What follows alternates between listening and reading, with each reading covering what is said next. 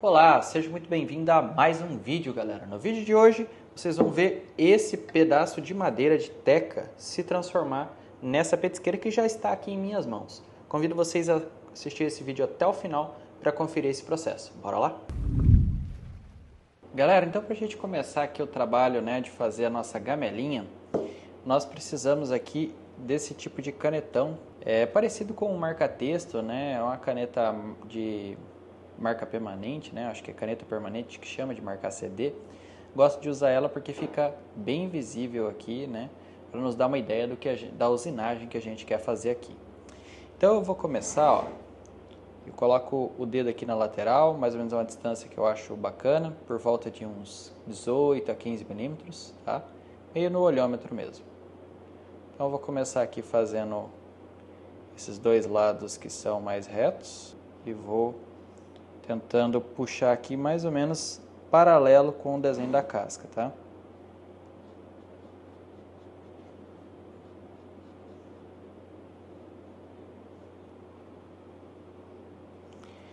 Ó, ficou assim o desenho do primeiro nicho que a gente fez. Agora eu vou replicar outro aqui para esse outro lado.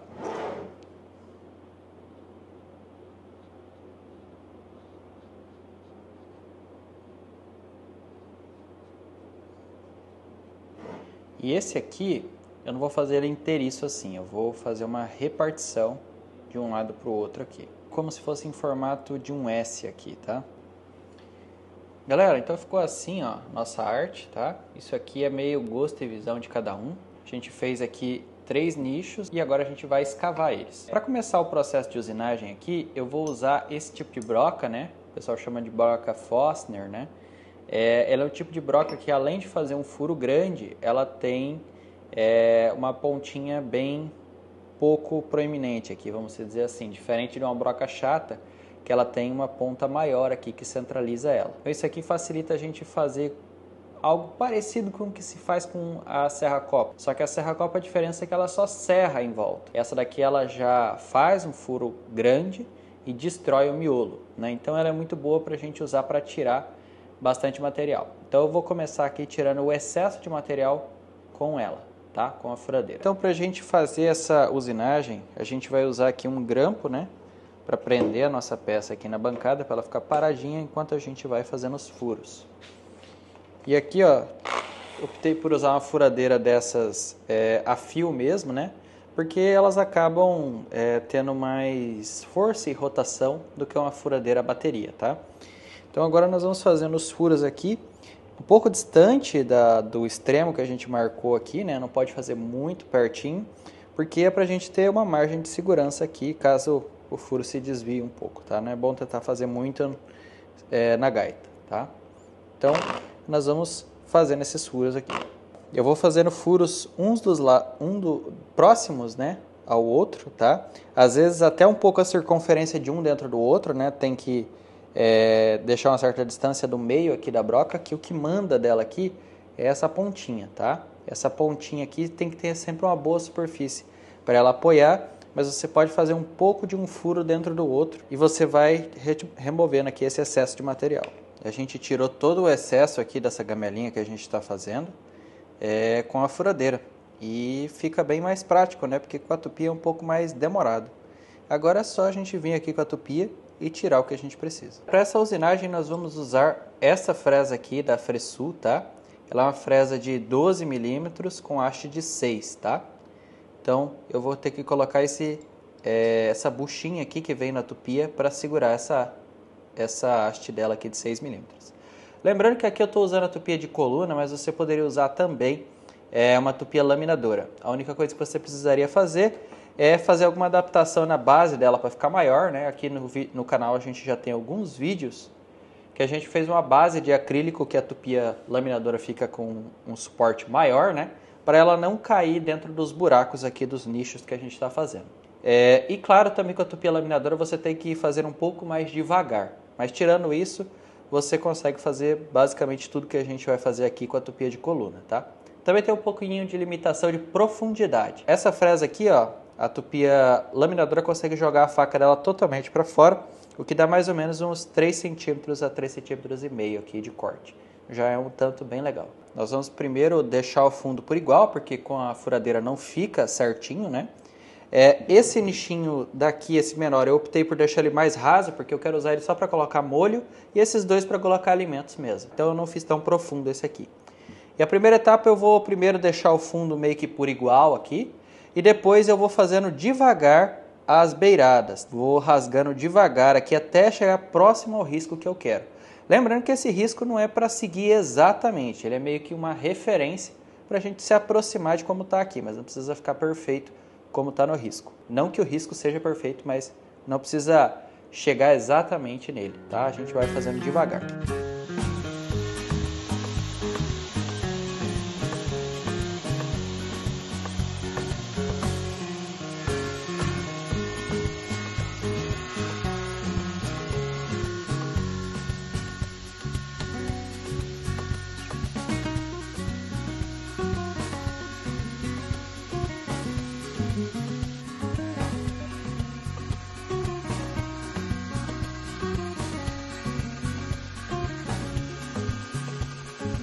Agora a nossa peça aqui já ficou usinada, né? O que a gente tem que fazer aqui agora é lixar as paredes aqui por dentro da usinagem que a gente fez.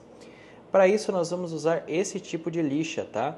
Ela vem presa a um eixo com várias tirinhas de lixa coladas aqui, tá? A gente consegue colocar ela na furadeira para conseguir lixar superfícies assim por dentro, tá? Porque fazer esse movimento aqui, lixar isso aqui manualmente, é bem cansativo e dá bastante trabalho tentar lixar assim, tá? Então, desse jeito é bem mais prático e produtivo o trabalho. Esse tipo de lixa aqui é bem bacana para fazer esse trabalho, por ela ser flexível, ela se adapta fácil aqui, né? Porque ela molha aqui, né? Então ela acaba conseguindo se adaptar fácil se a curva for menor ou maior, né? E a gente vai seguindo aqui com o movimento, lixando onde a gente precisa até ficar da forma que a gente pretende. E agora que a gente já lixou aqui as bordas por dentro, né? Nós temos que limpar aqui a casca, né, da nossa madeira. Aqui tem partes ainda que ficou da casca, né, tem sujeira, tem terra aqui grudada, né, porque essa madeira, ao longo do processo dela secar até chegar ao ponto da gente usar, passou por muita coisa. Então agora nós vamos usar esse tipo de escova aqui, ó, na furadeira, para a gente conseguir remover aqui essa sujeira e limpar essa casca, tirar esses restos de resíduo que estão aqui. Ficou assim, né? A gente já limpou aqui a casca, né? Fizemos todo esse trabalho de usinagem. E agora nós vamos iniciar a aplicação de resina epóxi. Vamos levar ela lá para a nossa estufa, nosso espacinho de trabalhar com a resina, para aplicar ela aqui. A resina que a gente vai usar aqui é a resina de baixa viscosidade da Ohana, tá? E o catalisador é o Clear 2.0, tá bom? Nós vamos misturar ele aqui no copo, né? Nós vamos misturar na proporção de 30:15, tá? Esse catalisador e essa resina trabalham na proporção de 1:50, ou seja, o valor que você colocou de resina, você vai pegar esse valor, a metade você põe de catalisador.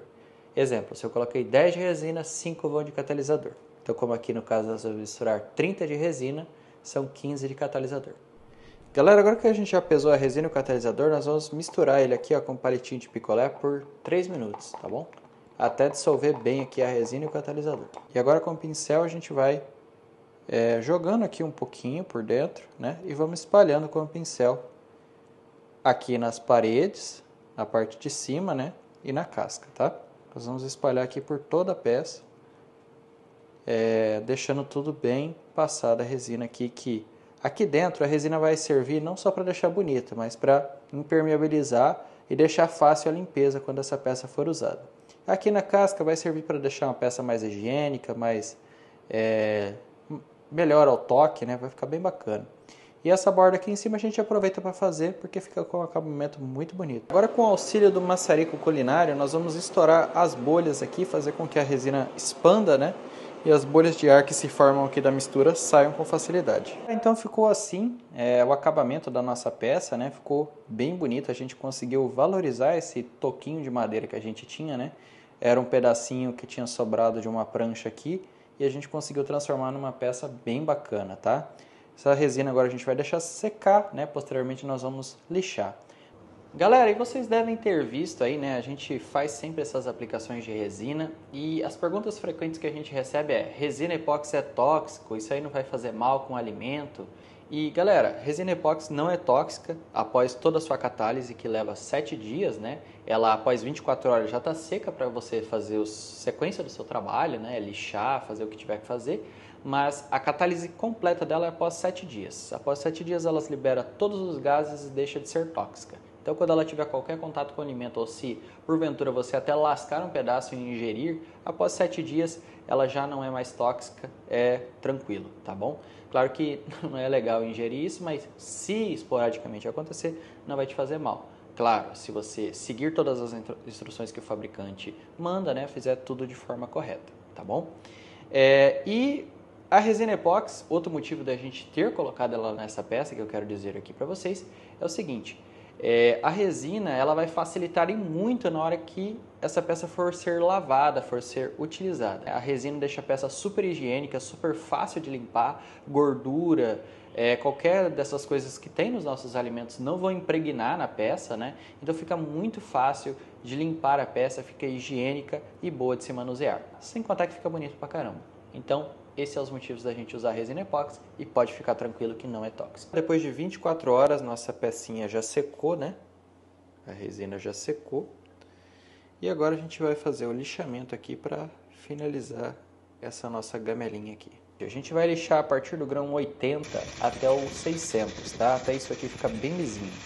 Na parte dos topos eu preferi deixar a peça aqui, ó, paralela, né?